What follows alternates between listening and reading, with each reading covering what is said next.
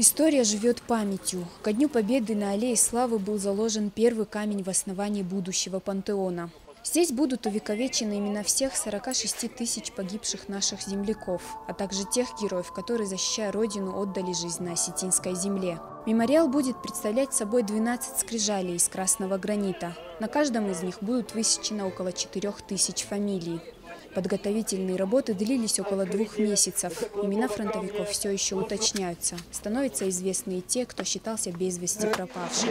Строительство памятника планируется завершить в сентябре, к 70-летию окончания Второй мировой войны. Мы не можем сегодня поехать поклониться праху своих близких, даже на Украину, не говоря уже о Польше и других странах.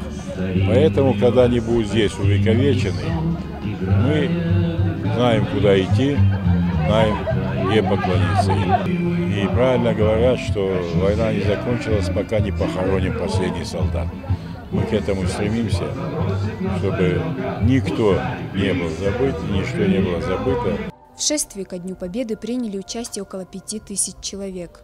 На мемориале славы также возложил цветы глава республики Таймураз Мамсуров. Народные гуляния сопровождались концертной программой и полевой кухней. Тинатин Музашвили, Фатима Дзываева, Евгений Маркин, Осетия ТВ.